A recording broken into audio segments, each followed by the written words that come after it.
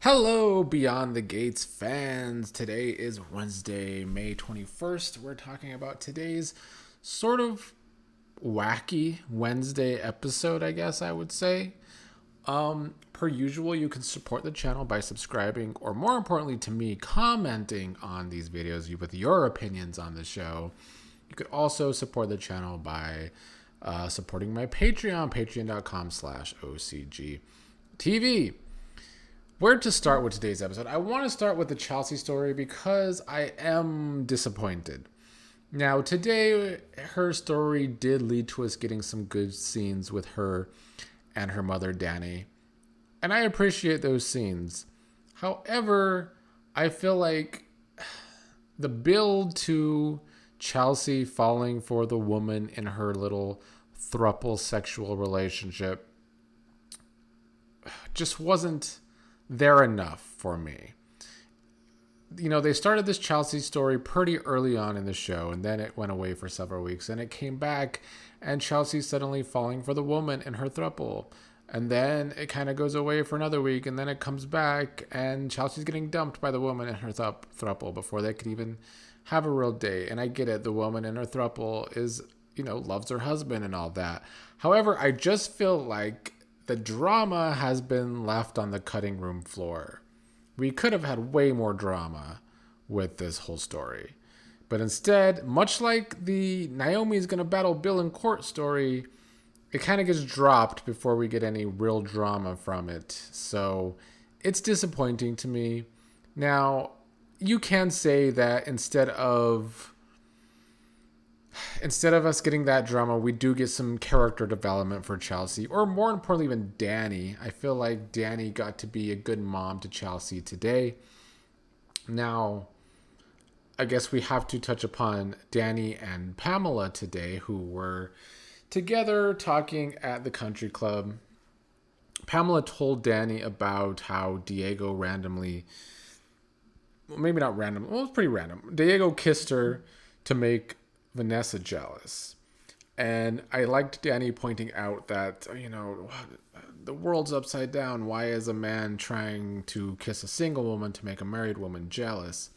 I just hope that maybe Dani doesn't realize that Vanessa's such a cheating hoe, and maybe Dani might be one of Vanessa's friends to finally call her out, because Vanessa needs to be called out when both of her friends have been cheated on, but yet they placate Vanessa. I hate that part of the story. It's just stupid. So maybe Dani will be that person. Dani's loud and she likes to talk, so I think that could be the case. But then after all that, Bill and Haley walk in, and Dani decides to randomly kiss Pamela. Chelsea also walks in, sees them kissing, and is hurt by it because she thinks it's a slap in the face, for a straight woman to fake kiss to make a man jealous if Dani was actually trying to make Bill jealous, which I think she was. And so Chelsea and Dani then had a talk from there where Chelsea admitted to her mom that, she usually hooks up with couples. She usually likes hooking up with the man more. But this time she was falling for the woman and wanted more, but she just got dumped by said woman. And I liked how accepting Dani was of this whole thing and wanting to learn more. And it was also a conversation all about Chelsea, because I know a lot of Dani detractors out there. There are people that can't stand Dani because that's the way the show is written. Or people either love Dani or they can't stand her. And I think more people actually love her than hate her. But the detractors always say that Dani is always making things about herself. In this case, she did not. And she let Chelsea vent to her. And I thought they were great scenes. I am just still disappointed that the build to this with the woman and her husband could have been way more drama. And maybe there's more to come. Maybe it's not completely dropped. But because of the way the Naomi versus Bill story went, I assume that it's dropped. And we're missing drama out of it. Bill and Haley were there. Haley tried to talk Bill into being there for her daughter. Bill tried to talk to Chelsea, but Chelsea said it was an issue between her and her mother. The Bill and Haley side of things, I've said it before, I'll say it again. They need something new. Haley just needs a friend. And I still think that friend should be Eva, should have been Eva after the fallout from Eva's stuff. I think Haley and Eva are the logical way to go as friends. But instead, we just get Haley scenes with Bill. She only has scenes with Bill these days. And they're always just having sex. It's getting very redundant. Bill's hand shaking is getting pretty redundant too. It's not a story I like. I wish they would go way better with Bill's stories because he's a great actor and could be a way more fascinating character if they would give him better stories. But him always being around Haley is not good. Their scenes do nothing for me. They don't have chemistry. And yeah, I hope maybe the June woman will be related to Haley. That's something, I guess. But I still think Haley needs a friend. Haley needs a friend. So she has something else to do other than fuck Bill all the time, I guess. The other good scenes today were, of course, with Eva and Leslie. Make no mistake about that. Anytime these two are on, they're going to probably be the most entertaining part of the show. At times, the show kind of worries me that it's becoming a one-story show. Because the rest of the stories this week, and even some last week, you could see there's glaring issues with the rest of the stories on this show.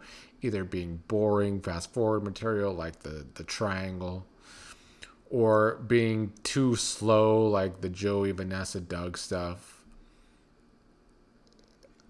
It could be becoming a one-story show, which I hate for the show if that is the case. But I'm still very entertained by Eva and Leslie, and if they are the one story that entertains me, it is a great story. Eva told Leslie to stop gaslighting her today. But in the end, Leslie did gaslight Eva again. You know, Leslie asked Eva if she was worried that Kat had a recording of Leslie allegedly blaming Eva, which Leslie denied. But she asked Eva if she was worried about this because Eva really did it. She said she would cover for Eva. This was once again Leslie trying to play her daughter. Luckily, Eva did not get played by that and said she didn't do it and that she believes Leslie did do it. But then Jacob showed up wanting to question Eva. And of course, Leslie stuck around to listen in on that conversation in the distance, which I thought was some good scenes watching Leslie try and overhear that conversation. Jacob tried to ask Eva what her whereabouts were that night. Eva said she was at the casino, has proof. Jacob asked her if when she went home the night Laura was ran down, if Leslie was home. Eva said she wasn't sure. She asked Eva if Leslie had a motorcycle. Eva said that her stepdad did, but they had to hawk it, so they don't have it anymore. And then Eva lied to Jacob when asked if Leslie rides motorcycles, because we know from past conversations that Eva and Leslie have had that Leslie does indeed like to ride motorcycles. But she lied to Jacob saying that Leslie does not like to ride motorcycles. And so when Leslie overhears this and Jacob leaves, she wipes away Eva's tears, saying, "Oh, you still do love me, Eva." And says, "When push comes to shove, you will protect your mother." And maybe Leslie's cold heart will start to warm to Eva again, and we could get some more great mother-daughter scenes out of them. I like the way they have written this overall. I was a bit worried a couple weeks ago when we first saw the preview that Leslie might be throwing Eva under the bus for running down Laura, but they have kept Leslie protecting Eva in conversations with Jacob, and Leslie did not go too far to kind of like completely ruin that mother-daughter relationship, which is what I was worried about a couple weeks ago when we first saw that preview and I talked about it. Because I was worried that that relationship would have a long way to go to come together again. But now that's not completely the case. And now they can still have these mother-daughter scenes, even though there's always tension in said mother-daughter scenes. So yeah, great scenes today. That kind of just leaves Ashley, Andre. You know, what more can you say that I've already not said? It's not working. The triangle's not working. Andre and Ashley don't have it. Derek and Ashley certainly don't have it. And their fight's been dumb from the start this week. I do like the Dani and Andre side of the story. They are starting to make me root for them as a couple, I'm not going to lie. I think it's just because, as I've been saying all week this week, there's just not enough couples on the show that have like chemistry. So there's like no other couples right now for me to root for trying to be together.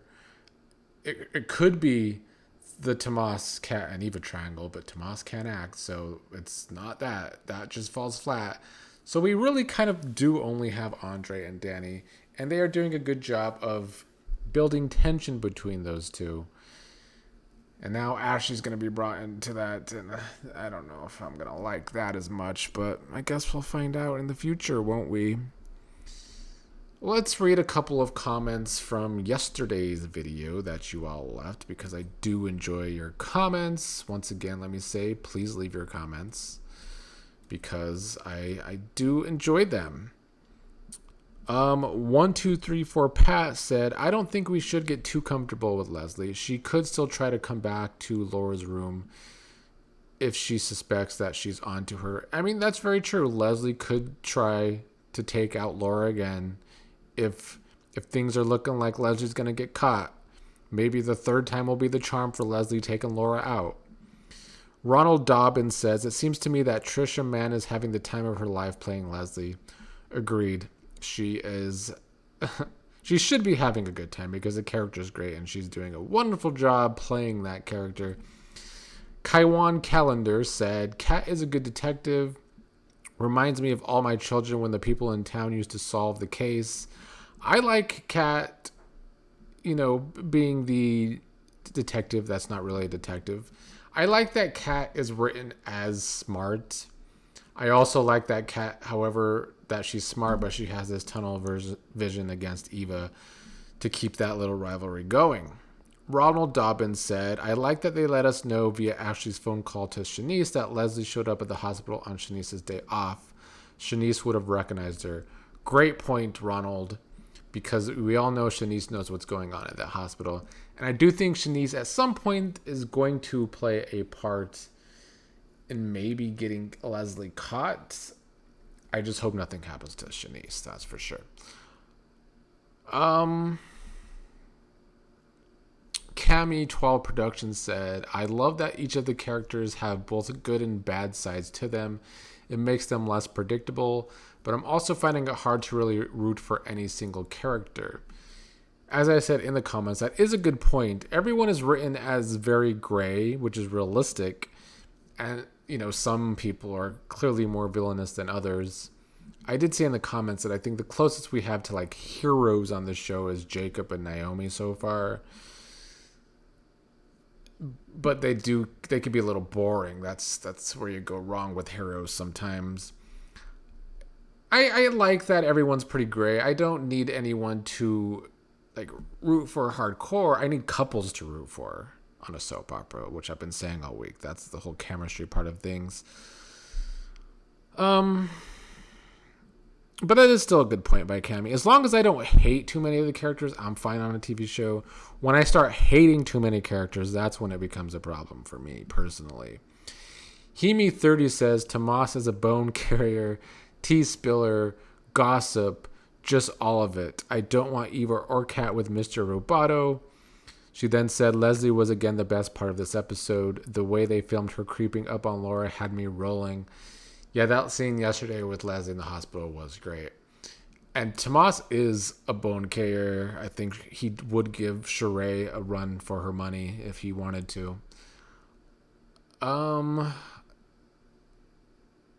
Miss Wilder69 says, I think either June is Haley's mom or Vernon's illegitimate child. As I said in the comments, hopefully she's not Vernon's illegitimate child. They don't need another illegitimate child story right now. But I do hope she is related to Haley because, as I said in this video, Haley needs something more than just having sex with Bill every week. That's the only scene Haley has every single week. Yana S. Lee says, Marie Howell comes from a black indie soap that also featured New Ted. I like Maria Howell. I don't know anything about her, as I said yesterday, but she's a good little addition so far to maybe make Anita and Vernon more interesting. Sabretha Jennings said even Tomas would be fire if Tomas was a better actor. 100%. Sabretha also said, as far as Leslie goes, my guess is she's a sociopath. In between being a narcissist and a psychopath, she definitely has traits of both. Also facts. All right, that's all the time I have today. The week has had its struggles this week, I'm not going to lie. I think it's pointed out some weaknesses with the lack of chemistry in couples for me, and just way too much Ashley and Derek and Andre and part of that triangle too. Hopefully they're not on tomorrow. Please don't let them be on tomorrow.